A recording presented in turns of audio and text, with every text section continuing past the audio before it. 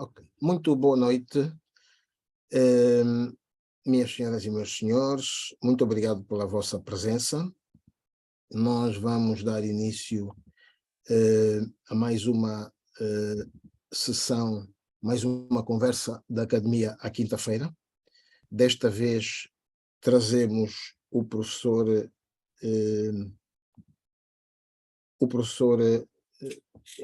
Francisco Topa, que nos vai falar de Alfredo Troni, cidadão de Angola. As duas primeiras conferências do ano são da área da literatura, tem foco na literatura, e a conferência as duas conferências seguintes são mais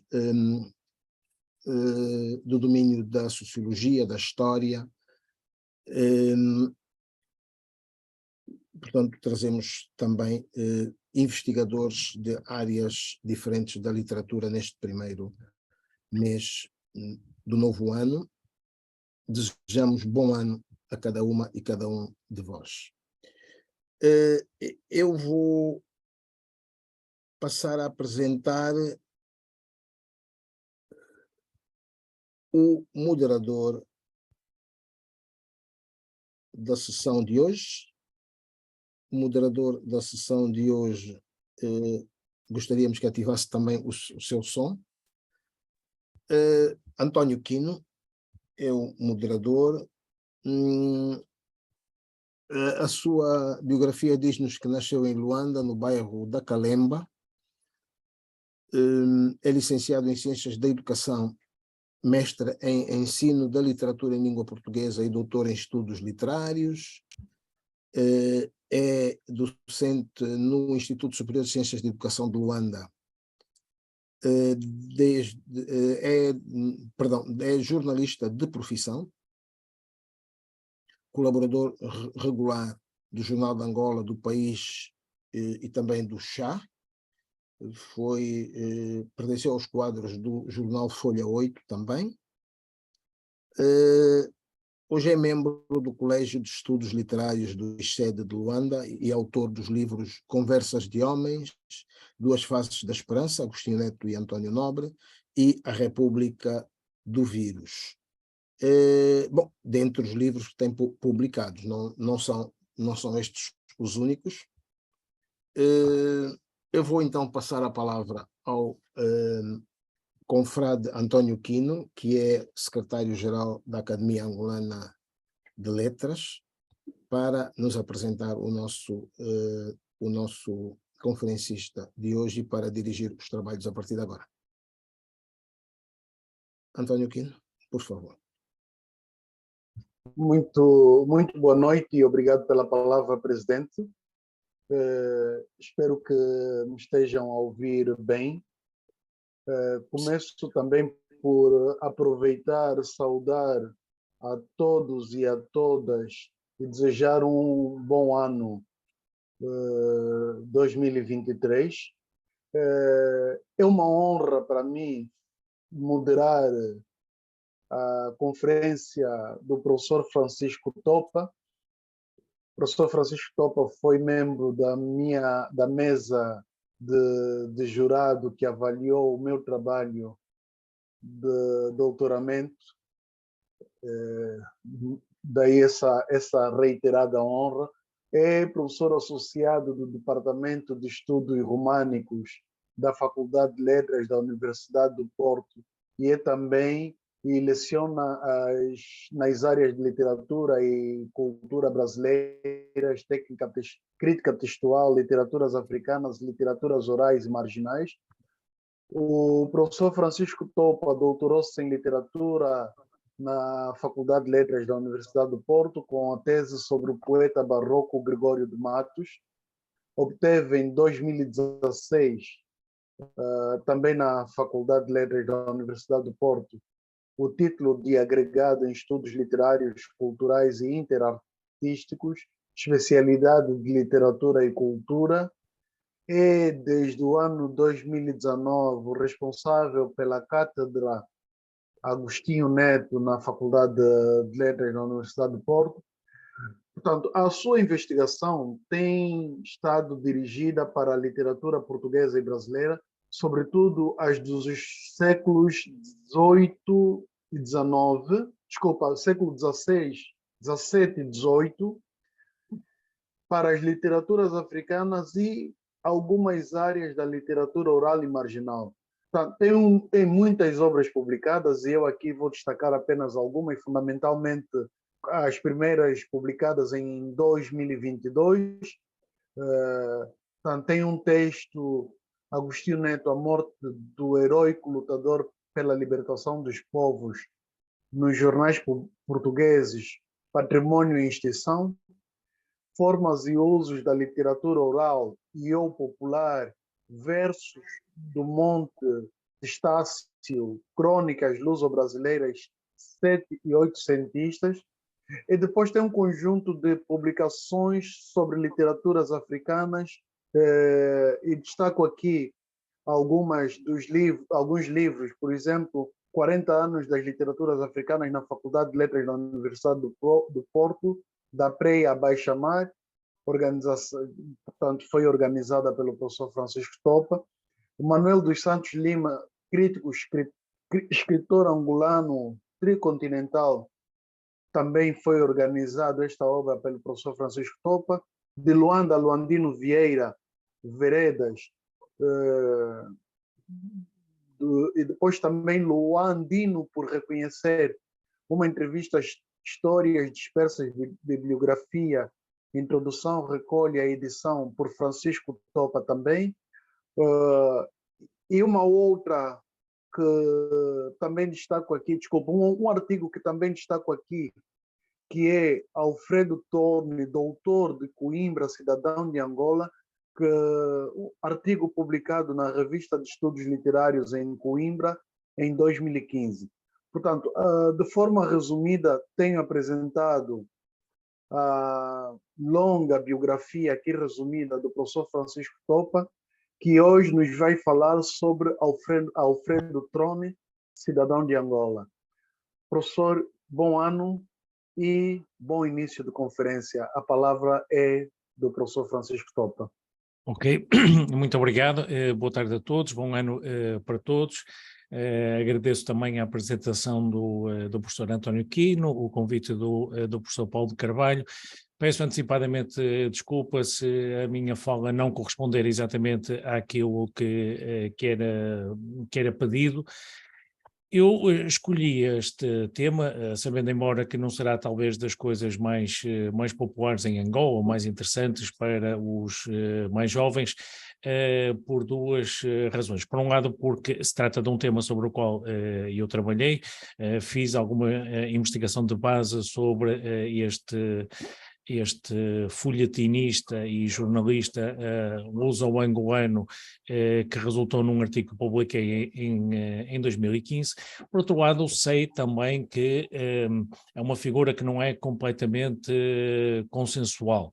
Eu sei que a novela, o folhetim dele, Nagamuturi, foi incluído nos 11 clássicos da literatura angolana, mas sei também que vários pensadores, críticos, historiadores da literatura angolana discordam ou colocam algumas restrições a esta figura.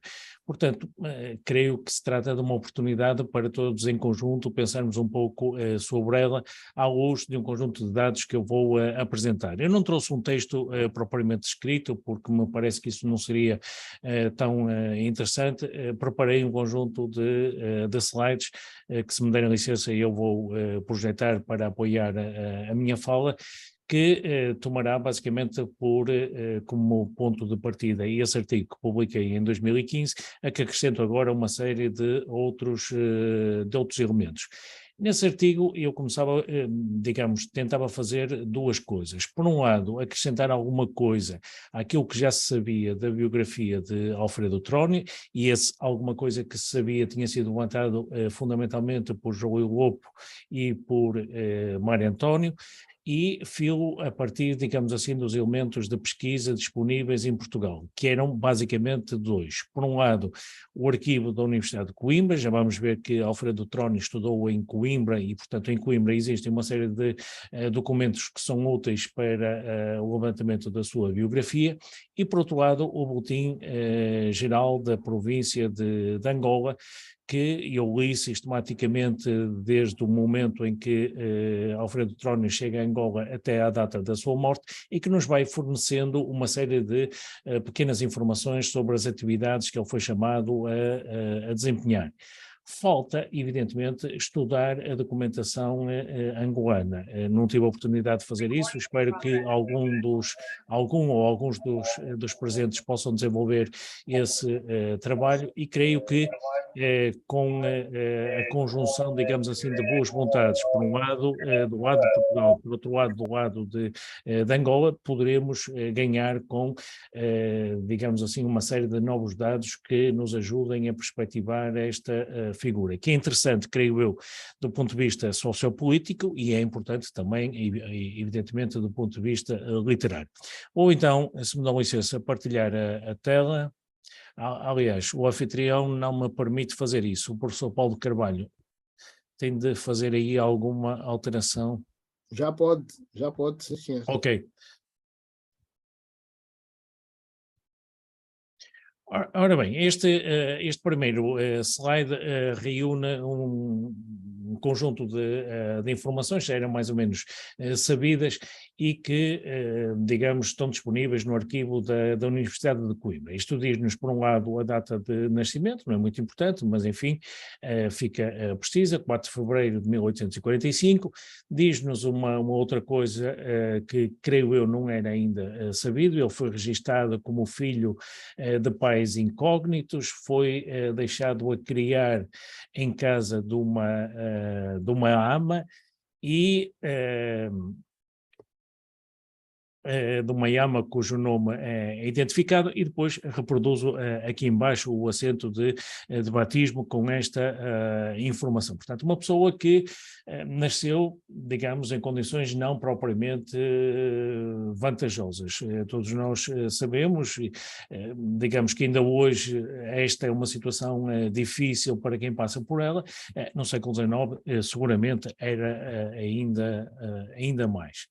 Sabemos também, pelo processo que está depositado no arquivo da Universidade de Coimbra, que ele veio a ser perfilhado mais tarde, em 1869, juntamente com o seu irmão, por alguém, pelo seu pai, que era, nessa altura, professor de Direito na Universidade de Coimbra.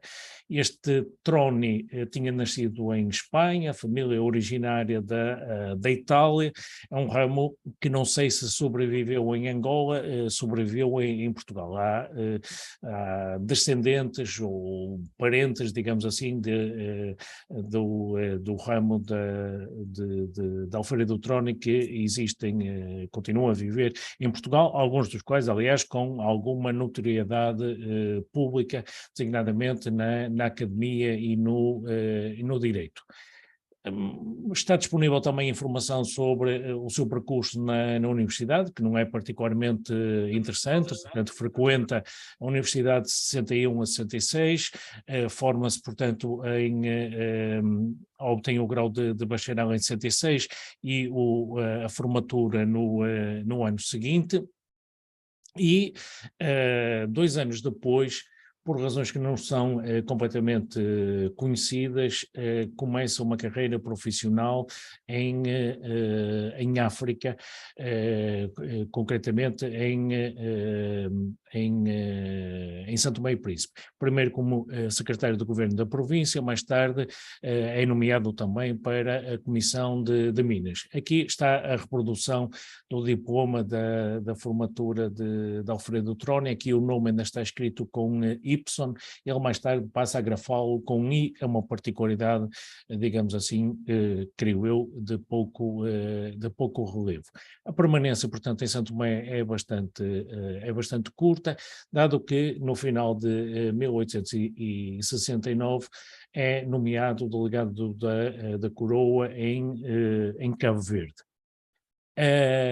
Aí terá permanecido pelo menos dois anos. Em 71 é transferido para outra comarca na mesma posição de delegado e alguns anos depois, a partir de 1874, começa, digamos assim, o seu período angolano, que se estende com algumas interrupções, designadamente viagens a Portugal, eventualmente uma viagem a Moçambique que não está documentada, ou pelo menos para a qual eu não encontrei documentação, que se estenderá, dizia eu, até o final da sua vida, ocorrida, portanto, em 1904. Significa isto, portanto, que ele viveu 30 anos da sua vida em Angola. Este dado quantitativo tem, creio eu, algum significado depois para podermos tirar algumas conclusões e avaliarmos a sua posição na sociedade angolana e na literatura angolana. Portanto, conforme aí está escrito, primeiro é nomeado para Benguela, mais tarde, em dezembro do mesmo ano, é transferido para Luanda e, ao mesmo tempo que exerce funções judiciais, vai sendo chamado a desempenhar uma série de cargos de natureza, alguns político-administrativa, outros de tipo, digamos assim, mais sociocultural. Alguns exemplos. Um é da natureza político-administrativa, membro da Junta Geral da província, membro de uma comissão encarregada de elaborar um projeto de regulamento de trabalho específico para a província, curador-geral dos indivíduos sujeitos à tutela pública na província de Angola, encarregado, digamos assim, de inspecionar o sistema de ensino, diz o boletim geral, concretamente, de inspecionar as aulas públicas desta cidade e de informar depois sobre a aptidão dos professores, método de ensino seguido, grau de instrução dos alunos, capacidade das escolas, estado das alfaias escolares, uso de objetos auxiliares de estudo. Portanto, esta já é uma tarefa, vamos dizer, de tipo mais sociocultural, já não é uma questão estritamente política, tem que ver certamente com as suas aptidões,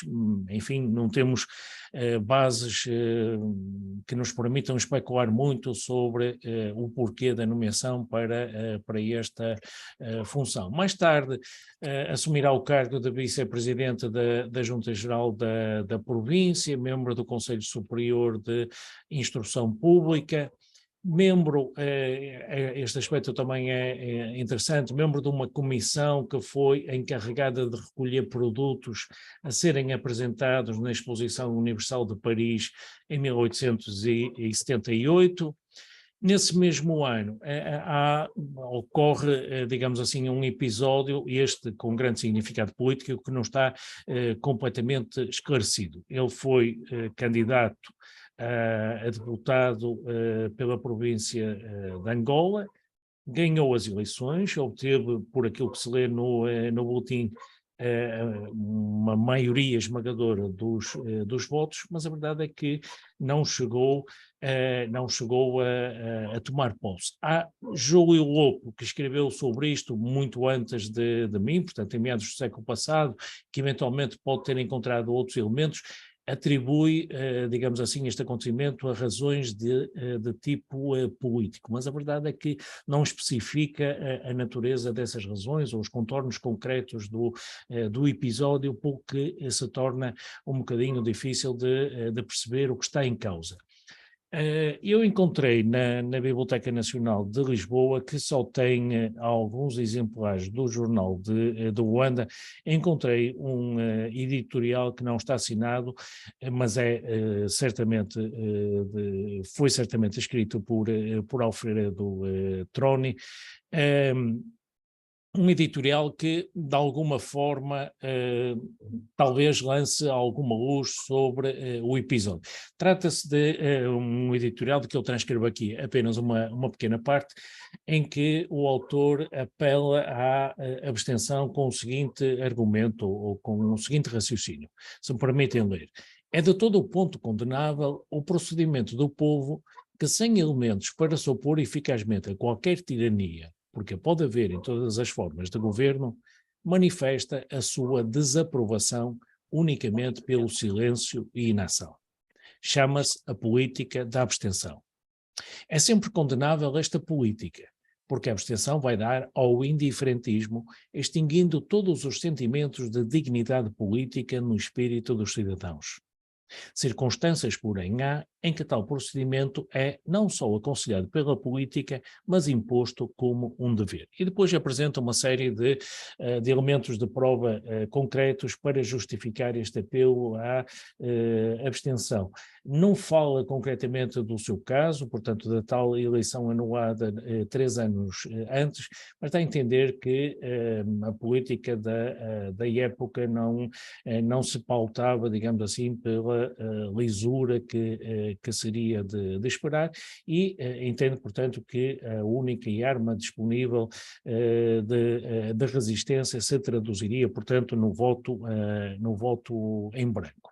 Outro aspecto interessante, e isto não é uma novidade que eu trago, foi um aspecto levantado por João Lopo num artigo publicado nos anos 50, mas que é uma coisa, digamos assim, que ainda hoje, em 2023, em qualquer país do mundo, constituiria, digamos assim, um acontecimento espetacular e completamente inesperado. Ele publicou, portanto, Alfredo Troni publicou em 1898, na tipografia de um jornal que possuía, chamado Muku Arimi, um volume de 100 páginas que supostamente conteria, pelo que se lê na folha de rosto, os discursos proferidos pelo deputado e pelo primeiro círculo da província de Angola, Joaquim Alfredo da Silva. E quais são no editorial, esclarece o seguinte: o editor disto não tem pretensões a figurar de espirituoso à custa do senhor Joaquim Alfredo da Silva Ribeiro. Deseja simplesmente mostrar aos eleitores do primeiro círculo de Angola que o seu representante nada fez em proveito do seu círculo. Então, em que consiste o livro? Na publicação de 100 páginas, todas iguais a esta que vocês têm à vossa frente. Nada.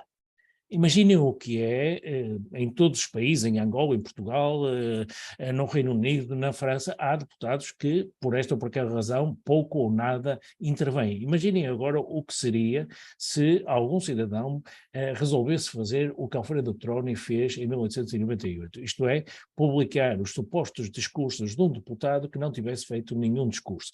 Evidentemente que há aqui um exagero. Eu fui ver depois a biografia deste deputado e verifiquei que não é verdade, que ele fez alguns discursos, que ele fez algumas interpelações ao governo, tomou algumas iniciativas, fez algumas perguntas respeitantes a acontecimentos ou assuntos de interesse para Angola, mas basicamente, de facto, teve uma atitude apagada. E, portanto, não deixa de ser muito curioso, por muito que haja aqui de jogo político que nos escapa, não deixa de ser sintomático e revelador, portanto, de uma personalidade combativa que Alfredo Troni, em 98, tenha publicado e tenha gasto dinheiro também, porque hoje a publicação de um livro é relativamente barata, mas naquela época seguramente seria uma empresa cara, tenha publicado um livro com 100 páginas a dizer nada. Depois deste período, há, digamos assim, uma espécie de vazio que tem de ser preenchido com uma pesquisa feita em Angola.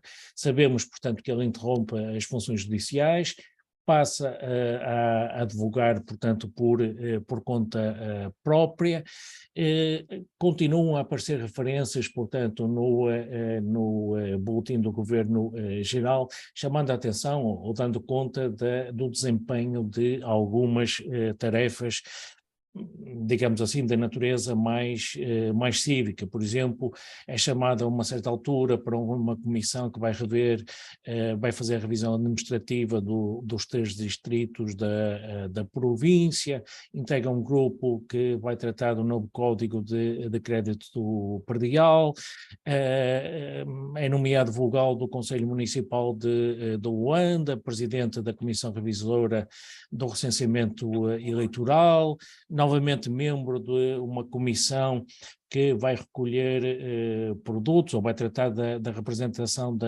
Angola numa exposição a ser montada no Palácio do Cristal, na cidade do Porto, em Portugal. Integra também as comemorações do quarto centenário da chegada de Vasco da Gama à Índia. Portanto, mostra todos estes pequenos sinais nos mostram, portanto, que Alfredo Troni continuou a ser uma personalidade interventiva, importante, digamos assim, na dinâmica da cidade. Além disso, foi presidente da Associação Comercial de Luanda e presidente da Câmara Municipal. Um último dado, digamos assim, ou um penúltimo dado, antes de irmos à parte jornalística e literário, que aparece no Boletim Geral, dá conta, digamos assim, dos seus negócios ao nível agrícola. Portanto, vai comprando propriedades, vai fazendo uma série de movimentações, manifesta interesse, mas não se percebe bem em que é que consistiria exatamente o projeto dele, manifesta interesse no transporte ferroviário para, digamos assim, o escoamento de produtos agrícolas. Pelo que se lê no boletim, esse projeto foi chumbado, mas conviria interessar, ou seria interessante perceber qual era efetivamente o objetivo. Depois temos uma coisa que todos os estudiosos da literatura conhecem, embora, digamos assim, uma coisa que se conhece só teoricamente. Eu explico-me. Sabe-se que ele fundou, foi proprietário de 3 jornais, o Jornal de Luanda, o Mocoarime e os Conselhos de Leste. Acontece o seguinte: o Jornal de Luanda só existe, pelo que me dizem, na antiga Biblioteca da província de Luanda. A Biblioteca Nacional de Portugal só tem uns 3 ou 4 números. Que eu saiba, em mais nenhuma biblioteca de Portugal existe o jornal, porque uma avaliação, digamos assim, do trabalho que Troni fez neste jornal, que aparentemente foi o que teve uma vida mais longa, implica, portanto, a cooperação, a intervenção de um investigador angolano que possa voltar a ler os jornais. Até hoje, que eu saiba, só o professor Salvato Trigo, nos anos 70, teve a oportunidade de ler o jornal, provavelmente enquanto vivia ainda em Angola, e, digamos, faz uma apreciação muito positiva do tipo de jornalismo interventivo revelado no periódico. O Mocoarime não chegou até nós. Ninguém que eu saiba leu o Mocoarime. Ninguém das pessoas que têm falado sobre Alfredo Troni leu o Mocoarime, o que significa, portanto, que tudo o que se tem dito sobre este jornal é especulativo. O próprio Júlio Lopo, que escreveu nos anos 50 e que teve melhores condições de investigação do que nós dispomos hoje, diz que não viu nenhum exemplar do jornal e que só conseguiu ver uns 5 ou 6 exemplares dos conselhos do jornal, os Conselhos de Leste. Portanto, sem dúvida que o facto de um indivíduo nesta época ter fundado 3 jornais é significativo. É significativo também que um deles tenha o título em quimbundo, e ainda por cima com o significado preciso desta palavra. Mas a verdade é que é preciso mais trabalho para avaliarmos, para podermos retirar o verdadeiro significado deste empreendimento, por um lado comercial, mas fundamentalmente cívico. Depois, temos um Troni, e era sobre isso, é sobre isso que eu me sentiria mais à vontade para falar. Temos um Troni ficcionista. Um Troni que é conhecido designadamente pela publicação de um folhetim intitulado Nagamuturi. Mas há um trabalho de Eduardo Bonavena que foi publicado em 1986 e o Bonavena também teve a oportunidade de ler o jornal de Luanda, em que aparece aparece um outro folhetim ou o capítulo inicial de um outro folhetim com o título de A Bruxa. Bonavena reproduz em fotocópia esse folhetim. Eu tive a oportunidade de o transcrever e de publicar, portanto, uma versão atualizada em 2015, mas é pouco, quer dizer, por esse capítulo inicial nós não conseguimos perceber o que é que iria resultar dali. Ficamos, contudo, com a informação recolhida por Bonavena, segundo a qual Alfredo Troni estaria a pensar na composição de um romance a partir de cenas do Luanda. Não sabemos até que ponto o Negamuturi seria eventualmente um dos capítulos, um dos elementos, juntamente, eventualmente, talvez com este jornal, com este A Bruxa, seriam um dos elementos, portanto, desse futuro projeto. Há também a informação que eu não pude confirmar porque não existe, portanto, em Lisboa, nem em Coimbra, nem no Porto, os respectivos jornais, os respectivos números do Jornal do Luanda. Há também a informação de que o folhetim, antes da sua publicação em dois jornais de Lisboa, em 1882, teria saído primeiro em Luanda, no ano anterior, e, segundo Bonavena, com algumas diferenças. Portanto, já vamos ver daqui a pouco como a fixação do texto seria importante para nós podermos fazer uma avaliação correta deste autor. De qualquer das formas, antes de irmos aí, gostava de apresentar um elemento, e este elemento, creio eu, é novo, ou pelo menos para mim é novo.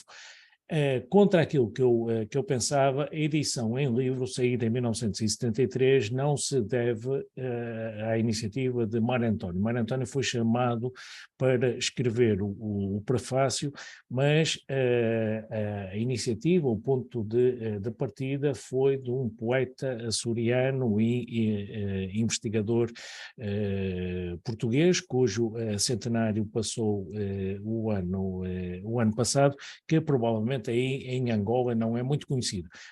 Vejamos chamado Pedro da Silveira. Vejamos a passagem de uma carta do Andino Vieira a Carlos Hermendosa, datada de 29 de junho de 1973, em que a certa altura se lê o seguinte: meia dúzia de linhas para te manifestar a estranheza quanto a uma afirmação na página de Artes e Letras de 20 de junho de 73 a propósito de Negamuturi. É o caso de se referir o Mário António como o homem que descobriu e recolheu a noveleta na biblioteca. Não sei se ele a conhecia, se a teria descoberto, se a teria já recolhido. Mas esta versão, que foi publicada pela 70, foi recolhida sob orientação do Pedro da Silveira, que foi a pessoa que aqui sugeriu a sua publicação na coleção que ele dirige, Textos Breves. Portanto, é dele um mérito. A cópia foi feita à mão pela Ruth e depois vista e datilografada pelo Pedro da Silveira. Quanto ao Mário, decidiu-se pedir-lhe um prefácio por múltiplas razões, mas foi necessário fornecer-lhe o texto que ele não tinha. Foi até a cópia manuscrita da Ruth que lhe foi facultada. São pormenores, é verdade, mas pode chatear-se o Mário por lhe quererem dar penas de pavão e o Pedro da Silveira por o depenarem a ele. Posto isto, sobre o caso, é só sans rancune, evidentemente. Portanto, é uma afirmação que o Andino, é uma informação, digamos assim, que o Andino Vieira acrescentou e me fez chegar depois da publicação do meu artigo em 2015, que vale a pena, portanto, divulgar. Não para retirar mérito ao Mário António, pelo contrário, fez um trabalho extraordinário, todos nós beneficiamos muito do trabalho extraordinário que ele fez, mas para repor, de alguma forma, a justiça, concretamente em relação a este poeta açoriano, menos conhecido, digamos assim, no âmbito dos estudos africanos. Antes de falar do significado da novela, deixem-me chamar a atenção para os muitos erros que existem na versão publicada em 1973 e sucessivamente reproduzida. Alguns são erros, são, digamos assim, gralhas. Quando no jornal está, por exemplo, apertados pelos braços.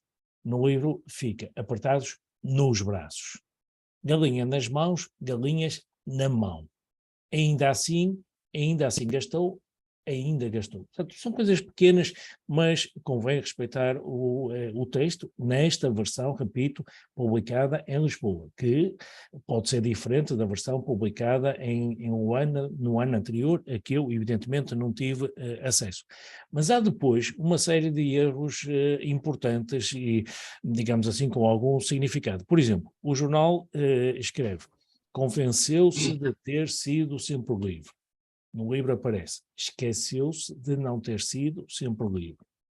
Ou então, não queria perder as relações. Não podia perder as relações. E por aí vai. Quer dizer, há uma série, são dezenas de falhas, digamos assim, da transcrição. Não estou evidentemente a desvalorizar o trabalho de quem fez a edição, certamente fez o melhor que pôde. Naquela altura não havia fotocópias, provavelmente não puderam trabalhar com microfilmes, não havia ainda computadores. Evidentemente o trabalho todos nós sabemos, mesmo hoje, com as tecnologias que temos, o trabalho de edição de texto é sempre bastante ingrato, mas é um aspecto para o qual e eu gostaria de chamar a atenção. A edição de que dispomos hoje não é uma boa edição, não é uma edição correta. Há muitos textos, sobretudo os mais antigos da literatura angolana, que não estão ainda convenientemente fixados, e isso vai sendo o tempo, digamos assim, de todos juntos, todos aqueles que se interessam por estudos literários africanos, vai sendo o tempo de começarmos a prestar atenção a isso e publicarmos as coisas da forma correta. Ora bem, agora relativamente à avaliação da obra. Para alguns é uma obra menor, uma obra da literatura colonial, para outros é uma obra, digamos assim, de certa forma inaugural da ficção em Angola. Eu creio, independentemente de chegarmos a esse ponto, já lá chegaremos designadamente na fase de debate, creio que há uma série de pequenas coisas que ainda não foram notadas ou cujo significado não foi completamente extraído. Primeiro, mais importante, creio eu, do que acordarmos na ideia de que se trata de uma novela ou de um conto, é importante percebermos que se trata de um folhetim e que tem a estrutura clara de um folhetim. Os 7 capítulos, digamos assim, em que o texto está dividido, correspondem aos 7 dias, aos 7 números ao longo dos quais o folhetim foi sendo publicado. Mas aqueles sinaizinhos, aqueles asteriscos que separam momentos do texto, indicam, digamos assim, 2 tipos de narrativas. Uma narrativa, digamos assim, de tipo iterativo, isto é, uma narrativa em que se conta um procedimento regular, e depois um episódio, um microconto, digamos assim, em que se conta uma ocorrência singular, particular. Isto é uma coisa muito interessante e que, creio eu, não foi ainda trabalhada.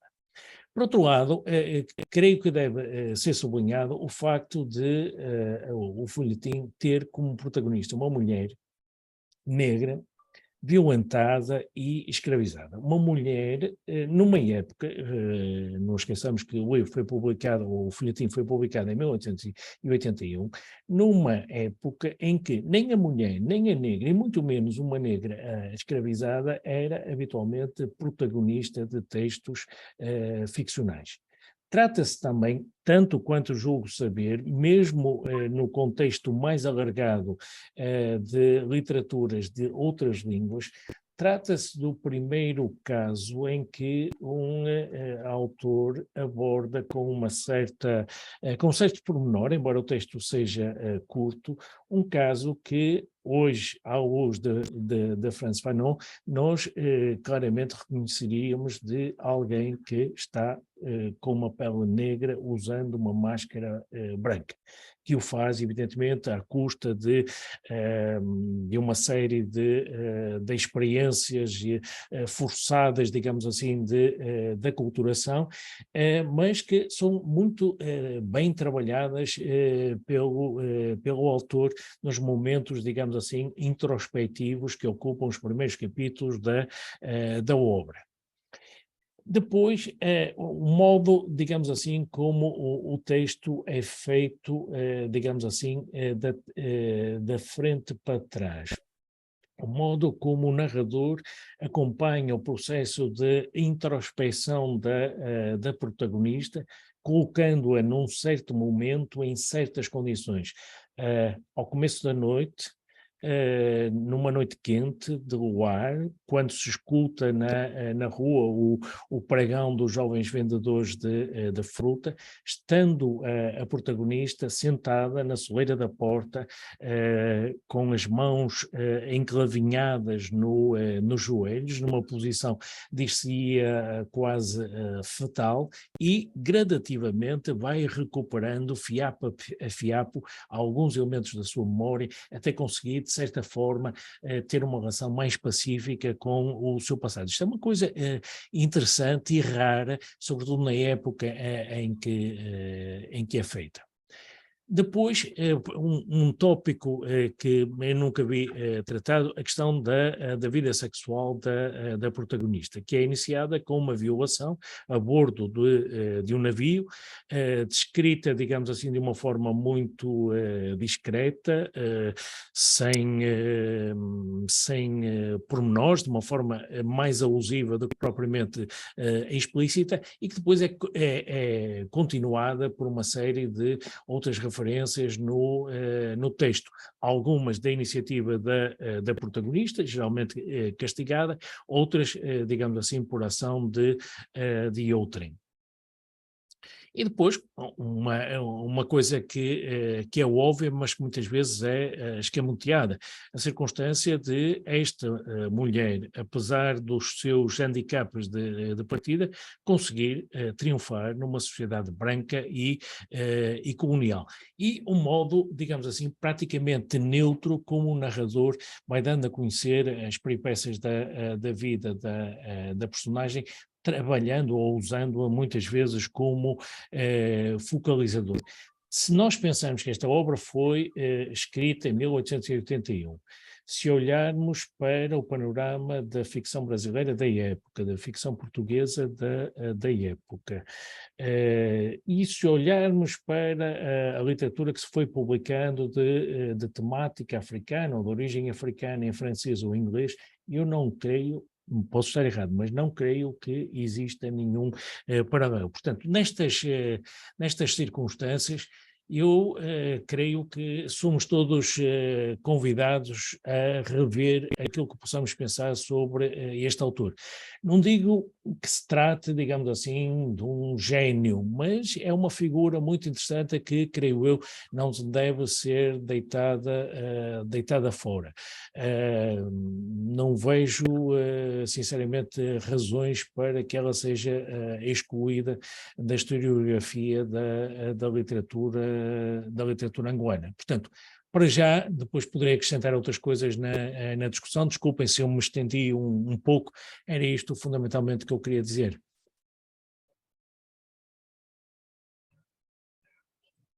Ok, professor, muito obrigado por essa apresentação. Como primeiro ponto de abordagem na conferência, portanto, os caros presentes têm a oportunidade de trazer contribuições para iniciarmos o debate. Nesta altura não vejo ainda ninguém com a mão levantada. Não sei se alguém queira colocar alguma questão, fazer algum comentário à apresentação. Não havendo, e porque estou com a palavra, gostaria de aproveitar, professor, primeiro saudar a forma como apresentou, de forma muito ligeira, não é? Parecia que o professor estava a remar contra o tempo, mas deu para cumprir com prazo. E eu tenho aqui algumas questões que eu gostaria de colocar. Eu tive a oportunidade de ler o artigo que foi publicado sobre Alfredo Tron, estudante de Coimbra, cidadão de Angola. E no artigo, o autor fala da dimensão cívica e política de Alfredo Tron e a sua coragem para enfrentar os poderes. esta sua ousadia não estará relacionada com o seu afastamento da magistratura ou também do facto de não ter tomado posse enquanto deputado pelo primeiro ciclo de Angola? Portanto, essa é uma questão. A outra é, também no texto, se afirma que a dimensão ficcionista de Alfredo Trone permanece mal estudada. Por que será que isso acontece, professor? Portanto, para início de conversa, são essas duas questões que eu gostaria de colocar. Não sei se mais alguém tem alguma sugestão, contribuição ou questão a colocar. Caso não, e para ganharmos o tempo, eu devolveria então a palavra ao professor para, se pudesse já, né, responder essas duas, ou falar sobre essas duas questões que eu coloquei. Ok, então, relativamente à primeira, a verdade é que ainda não sabemos muita coisa. É necessário continuar a pesquisa e fazê-la, sobretudo, a partir das fontes angolanas. É provável que o António Quino tenha razão. Nós não sabemos ou não conhecemos, digamos assim, os bastidores. Algumas das reações, digamos assim, mais intempestivas que ele teve, alguns dos editoriais que escreveu, aquele livro que publicou de forma tão ousada, provavelmente por trás terão razões de tipo pessoal, razões daquilo a que hoje chamaríamos pequena política. Não deixam, contudo, de traduzir, creio eu, uma postura, digamos, cívico-política ativa, sobretudo se levarmos em linha de conta outras coisas que sabemos que ele fez, designadamente a fundação de jornais, a ocupação de cargos nesta ou naquela comissão, a mobilização numa série de atividades ao serviço, aparentemente, ao serviço da cidade de Luanda e dos interesses, portanto, da colónia. Obviamente que não seria um revolucionário, certamente que não defenderia uma transformação radical do sistema que vigorava na época, mas parece, com base nos elementos que temos, uma personalidade combativa e, portanto, relativamente excepcional neste início da década de 80. Relativamente à segunda pergunta, eu acho que o António Quino e os restantes companheiros podem responder melhor do que eu. Porque é que não se fala mais e não se estuda mais Alfredo Trone e outros autores mais antigos da literatura angolana? Provavelmente porque ainda há, digamos assim, alguma indefinição na historiografia relativa a períodos mais recuados. Mas eu creio que acontece, não pode acontecer ou não deve acontecer, creio eu, embora não me cabe a mim tomar, porque não sou angolano, não me cabe a mim tomar uma posição definitiva sobre isso, mas creio que não faz muito sentido que se rejeite, digamos assim, uma parte do passado, sobretudo uma parte do passado que é interessante. Evidentemente que de nascimento e de condição, Alfredo Trone é angolano um bocadinho, entre aspas, obviamente que sim, mas isso acontece, digamos assim, em todos os países com um passado colonial, e isso não é, creio eu, ou não deve ser razão, digamos assim, para que eles sejam excluídos de circulação. O Brasil só é independente desde 1822, mas tem uma literatura de período colonial bem interessante que é estudada, é editada, é ensinada nas escolas, nas universidades, é objeto de pesquisa e, portanto, creio que o mesmo deve acontecer e irá acontecer mais tarde ou mais cedo também com Angola e com a sua literatura do período, dos períodos mais recuados. Ok, obrigado, professor. Bom, já temos aqui dois pedidos de intervenção. o professor José Carlos Venâncio. Professor José Carlos Venâncio, muito boa noite. E a seguir o professor Paulo de Carvalho. Portanto, professor José Carlos Venâncio, tem a palavra, pode ativar o microfone. Já está, já está. Bem, eu já tinha cumprimentado quase todos, né? Faço novamente, desejo um bom ano. Bem, o que foi muito interessante, Francisco. De facto, é um autor que me parece interessante, não só para a literatura angolana, como também para a literatura portuguesa. O que eu vou trazer aqui tem a ver com aquilo que a minha mãe me dizia, né? E a minha mãe faleceu há um ano e pouco. Eu nasci na casa do Alfredo Troni. E que engraçado, não sei.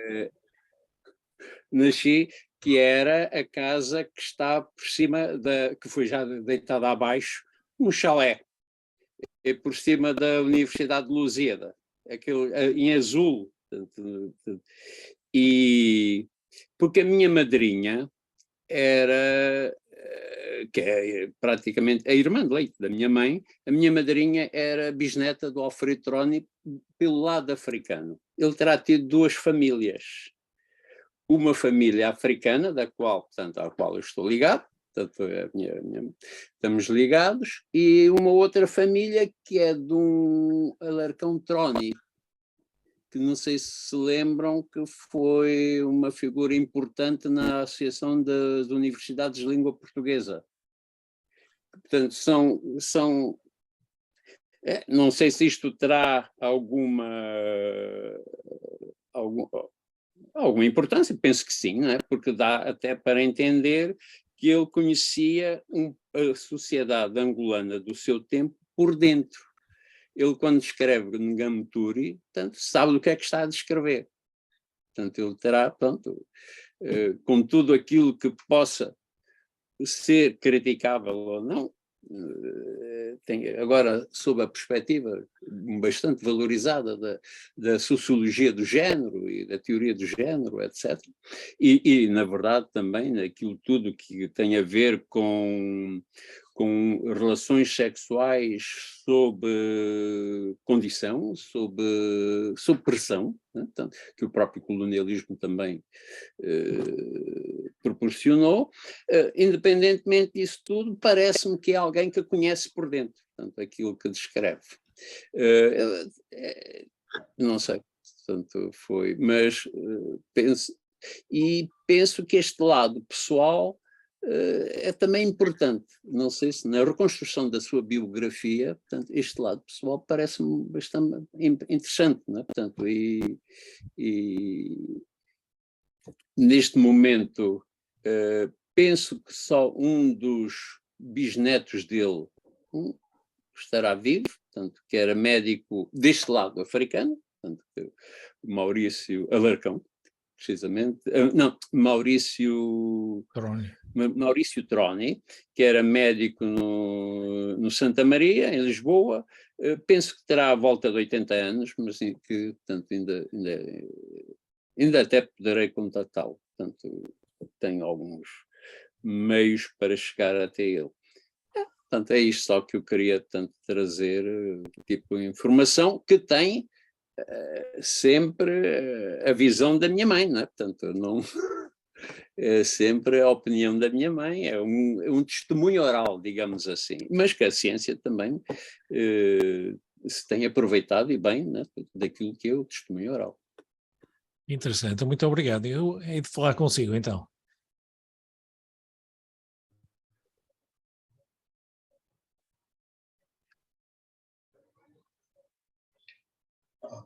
Bom, muito interessante a contribuição, o testemunho que o professor José Carlos Venâncio apresenta, mas também pede a palavra o Paulo Carvalho. Já tem o telefone ativo, por favor. Ok. Muito obrigado. Bom, eu não tenho propriamente qualquer pergunta. Lamento não me recordar do que o meu pai me me disse a respeito de Alfredo Troni, lamento profundamente, porque recordo-me que chegamos a ter uma conversa sobre ele quando eu estava no antigo 7º ano, né? Portanto, a terminar o liceu, e tinha que escrever um trabalho no quadro de uma das disciplinas, acho que de língua portuguesa, um trabalho no âmbito da literatura angolana. Bom, mas que eu saiba, ou melhor, que me lembre, Alfredo Troni, eu estudei-o enquanto escritor angolano. Portanto, ele está mencionado, consta dos anais da literatura angolana, enquanto escritor angolano, cronista angolano, jornalista angolano, de origem portuguesa. Portanto, era esse testemunho que eu queria deixar, no sentido de que ele, portanto, o facto de ter vivido em Angola durante várias décadas, portanto, transformou-o num profissional da terra, em mais um, apesar de ter nascido longe de Angola. Quanto a Ngamuturi, pronto, lembro-me vagamente de ter lido, portanto, esta novela de Alfredo Troni, e que eu saiba, portanto, é uma novela demonstrativa de alguns pormenores da época, seja em relação a falar, seja em relação, fundamentalmente, em relação à estratificação social daquela época. Bom, se calhar vamos pensar numa republicação, quem sabe, no âmbito da publicação de textos da literatura angolana de épocas passadas, que eventualmente a Academia Angolana de Letras possa vir a realizar. Portanto, esse projeto existe, não sabemos quando vai poder ser implementado. O dono do dinheiro da Academia está presente, é o secretário-geral. Bom, mas vamos ver se conseguimos alguns recursos para isso. Eu acho que será possível, portanto, se nós elaborarmos um projeto com cabeça, tronco e membros, será possível conseguirmos recursos a partir de algumas organizações internacionais, inclusivamente, ou empresas diamantíferas, petrolíferas, fundamentalmente petrolíferas, eventualmente. Ok, portanto, é apenas uma parte que eu queria deixar, não é um depoimento, infelizmente, mas quero, tal como fiz no início, sublinhar o facto de Alfredo Troni ser estudado como jornalista e escritor angolano. Muito obrigado. Muito obrigado ao professor Paulo de Carvalho. Talvez, bom, eu não vejo aqui o conferencista, o professor Francisco Topa, mas talvez, depois destas discussões, ou dessas contribuições, dessas informações que estamos recebendo, não seria nada mal se acrescentássemos à folha de serviço de Alfredo Troni o facto de ser também político, porque, do que pude perceber, teve uma atividade política muito ativa e interessante, mesmo não exercendo atividade política de forma direta, mas no aparelho de Estado, na atividade jurídico-administrativa que foi desenvolvendo, participar em eleições para ser nomeado deputado, fazer oposição a um deputado eleito. Portanto, a atividade política de Alfredo Trone também pode ser encaixada quando falamos do jurista, do jornalista, do ficcionista. Talvez seja interessante. Bom, eu não vejo aqui o conferencista, não sei se está em linha. Não, estou. Ok, pronto.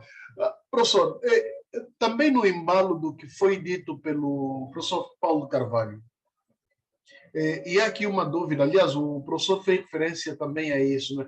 Eu estou a tomar a palavra aproveitando o facto de ser moderador, mas também porque ainda não vi mais ninguém a levantar a mão para tomar a palavra. Como dizia, o professor também faz referência a essa discussão que existe em torno da figura de Alfredo Trone enquanto cidadão angolano ou não. Mas Alfredo Trone é apresentado como cidadão angolano, e o professor assim o apresentou, mesmo não tendo nascido em Angola, mas vivido mais de 30 anos em Angola. Portanto, na sua obra, nos seus textos, demonstra que conhece profundamente Angola. O José Carlos Venâncio também faz alusão a esse aspecto da sua relação com Angola. A minha pergunta, dúvida, é que critério preferencial o professor recomenda ou utiliza para definir a nacionalidade de um autor, nesse caso de Alfredo Trone? Como é que nós poderíamos e que critério poderíamos utilizar para olhar para Alfredo Trone como um cidadão de Angola?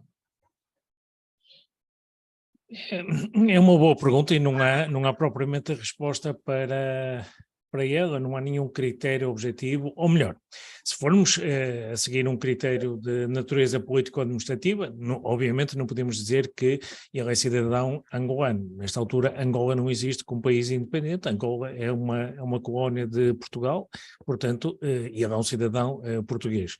Agora, se repararmos no seu percurso de vida, no seu compromisso com Angola, nos anos que residiu em Angola, nos projetos em que se envolveu, nos combates que travou em favor do território e de alguns dos seus cidadãos, eu não tenho dúvida, para mim, que ele é um cidadão angolano nesse sentido. Agora, cabe, evidentemente, às instituições angolanas,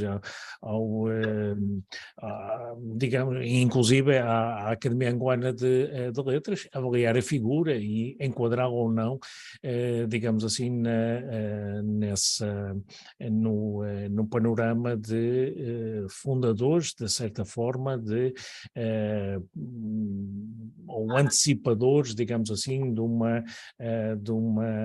uma nacionalidade que politicamente só surgirá mais tarde. Mas, digamos, a responsabilidade, a resposta, digamos, está em grande parte na sociedade angolana. Não é questão, obviamente, de fazer nenhum referendo para decidir a questão, mas tem que ver com o posicionamento das instituições, a escola, a academia, a sociedade por intermédio das suas figuras mais destacadas, que escrevem, que publicam regularmente nos jornais e na imprensa. Cabe, portanto, esse conjunto de figuras tomar uma decisão ou posicionar-se eventualmente num sentido ou noutro, não é? E quem diz Alfredo Trone diz muitos outros autores, jornalistas, figuras, digamos assim, da sociedade civil dessa época e de épocas anteriores.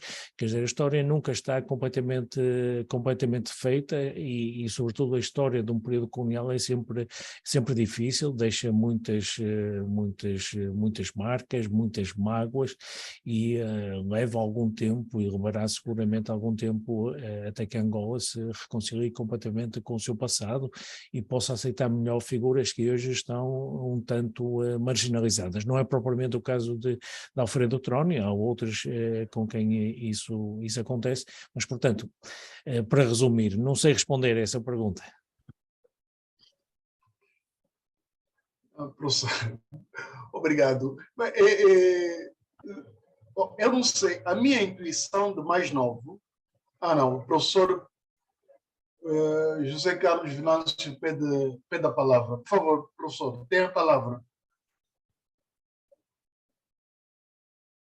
Professor José Carlos Venâncio. Okay. Não, só queria acrescentar que talvez não tenha ficado bem clara na minha fala, que ele cuidou da família africana também, não é? Portanto, por isso é que, e fez, em termos até da herança, porque o tal casarão estava dividido e a minha madrinha velha, que era a neta, tinha uma parte da casa onde eu nasci e onde eu passei parte da minha infância, né? Portanto, quando estava em Luanda, etc., passei lá.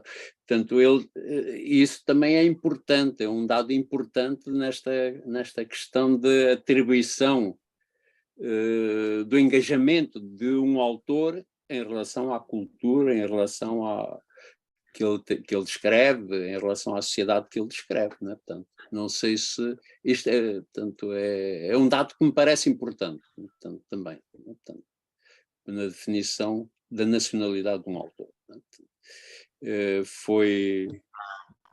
São as tais ambiguidades do colonialismo, portanto, e o colonialismo português teve-as, mas todos os outros tiveram também, não é? Portanto, bastante. Ok, obrigado.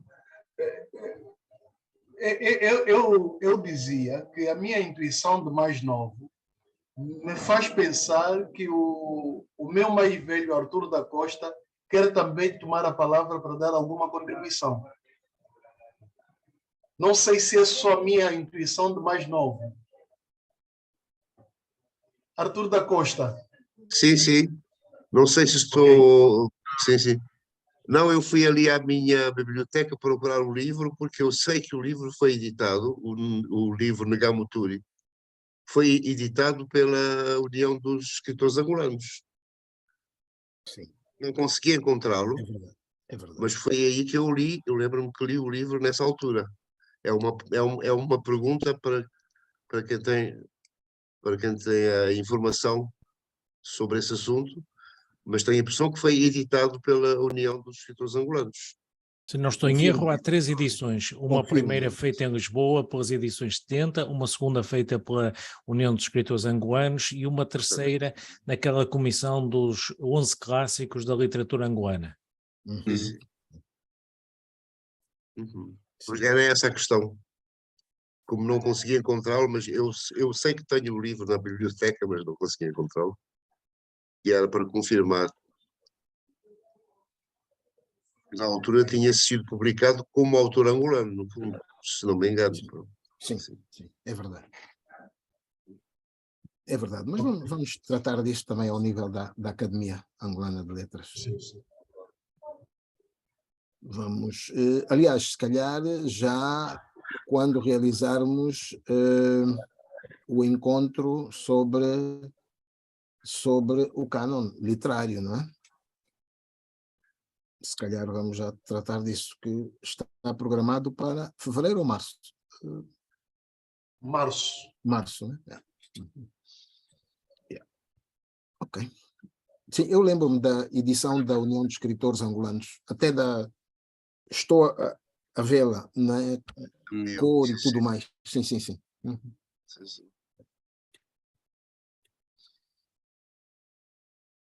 Bom, não sei, nós temos aqui outros participantes da nossa conferência, o Adérito Manuel, Carlos Pedro, Joana José, Carmen Tindó Seco, Yolanda. Não sei se há mais alguma contribuição que algum de nós queira dar a esse tão interessante tema que estamos aqui a debater, a conversar, nessa conversa de quinta-feira da Academia. A professora Carmen Tindó está conosco?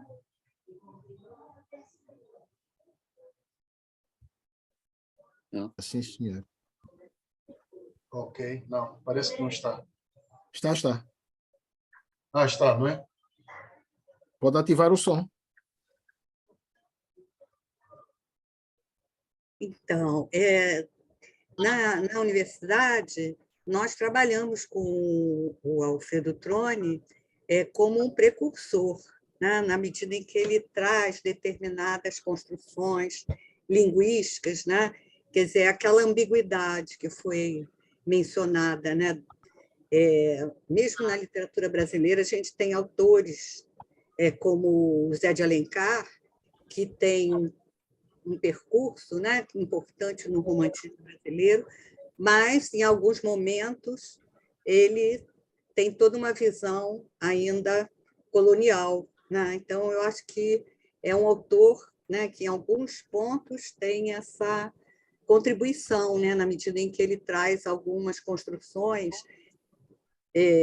porque eu acho que definir um autor só pelo lugar onde nasceu, eu acho que é complicado, né? Eu acho que o importante é esse compromisso, né, com as paisagens, né? Eu gostaria, já que eu falei agora, porque o Francisco Topa mencionou o jornal Mucurimi e disse que ia falar do significado do quimbundo e acabou não dando o significado. Significa linguareiro. Linguareiro. Linguareiro, sim, portanto, maledicente, digamos. Aquele que fala, né? Sim. Agora, ninguém viu esse jornal até hoje, portanto, é muito interessante, à partida, a existência de um jornal com um título em quimbundo. Seria o jornal todo ele escrito em quimbundo? Seria um jornal de sátira? Seria um... não se sabe. Uhum. Sim, mas só o título já ser, né? Sim, o título já sugere alguma coisa. Pode ter tido a proposta e não ter conseguido realizar no todo, né? Sim. Mas pelo título, né, que o título, de certa maneira, é uma pista de leitura. Sem dúvida, sem dúvida. Pelo menos houve a intenção, se ele realizou ou não.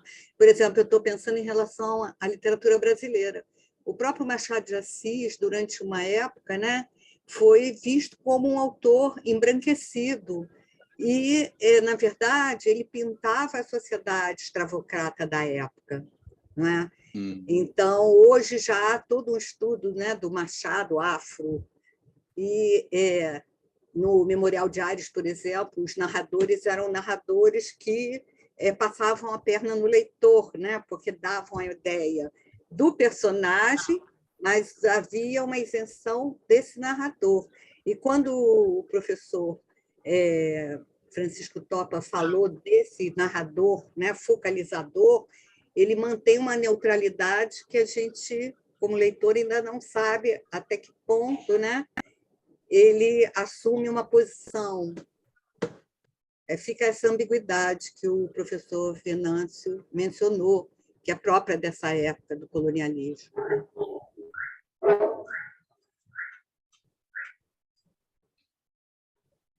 Ok. Bom, professor, estamos, infelizmente, o tempo não é um recurso renovável, como se diz, e gostaria então de passar a palavra ao professor para fazer as considerações e finalizarmos a nossa conferência. Caso não haja mais nenhuma intervenção entre os presentes. Bom, como não vejo o levantar da mão, professor, por favor, tenha a palavra então para as considerações finais da nossa conferência. Resta-me agradecer o vosso convite, esperar que, digamos, esta intervenção tenha alguma consequência, designadamente naquilo que vocês referiram, vocês, membros da Academia Angoana de Letras, referiram há pouco, isto é, a publicação ou a republicação do texto, mas desta vez filologicamente bem feita, com o confronto, portanto, das três versões existentes, a suposta primeira publicada no Jornal do Luanda em 1880, 1881, e depois as duas outras nos dois jornais de Lisboa de 1882, acompanhada tanto quanto é possível de uma nova introdução que, digamos, leia o texto, ou tente ler o texto à luz, digamos assim, dos nossos dias, porque a primeira publicação em 73 foi feita num contexto muito diferente. Entretanto, o mundo mudou, nós mudamos, vários trabalhos foram sendo publicados sobre o texto e sobre o autor, e talvez fosse de aproveitar a oportunidade para, digamos assim, atualizar a visão sobre o texto. Agradeço a todos as intervenções que foram fazendo, as correções, sugestões, pistas de leitura que foram deixando, e saúdo a Academia pela iniciativa destes debates. Muito obrigado. Bom, muito obrigado a nós, professor. Nós aqui agradecemos a intervenção, o conhecimento que traz do seu trabalho de investigação sobre Alfredo Tron, que certamente nos vai enriquecer, e fica aqui o desafio à Academia para trabalharmos conforme o presidente havia anunciado. Agradeço também a oportunidade que me foi dada para moderar esse debate, que para mim foi uma honra. Nesses termos, eu então daria a palavra ao presidente da Academia, o acadêmico Paulo de Carvalho, para não só encerrar esta conferência, mas também para anunciar a próxima. Muito obrigado. Agradecemos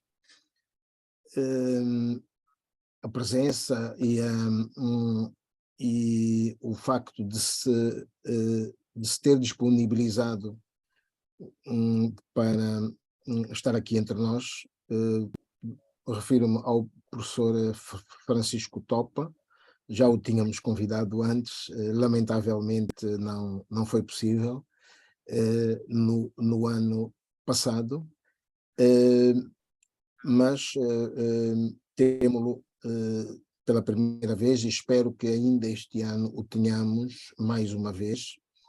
Nós damos um mínimo de 6 meses, né? Portanto, daqui a pouco mais de 6 meses ficou o compromisso de o termos cá novamente, para abordar outro assunto, outro tema ligado à literatura. A menção a Alfredo Troni foi boa, útil, para nos recordarmos do facto de ser um dos considerados precursores da literatura angolana. Muito obrigado. Agradecemos ao nosso secretário-geral, académico António Quino, também pela disponibilidade, o professor Zé Carlos Venâncio, a professora Carmen Tindó, o nosso mais velho Arthur da Costa, o sempre presente Adérito Manuel, Carlos Pedro, Yolanda Mucuta, também sempre presente. Muito obrigado. Joana José, pronto, não conheço, mas agradecemos também a sua presença. Ora bem, nós na próxima semana teremos um assunto ligado à literatura também. Estava prevista a presença do escritor Carlos Pedro, mas lamentavelmente ele viaja e não terá disponibilidade, e então tivemos que substituir, e será o Dr. Joaquim Martinho, que nos falará da estética na narrativa ficcional angolana contemporânea. Espero que os presentes continuem a marcar presença, e então vamos ver-nos muito provavelmente na próxima semana em mais uma conversa da Academia à quinta-feira. muito obrigado a cada uma e a cada um dos presentes pela disponibilidade e pela participação. Muito obrigado. Ok, boa noite, muito obrigado. Um abraço a todos. Com licença.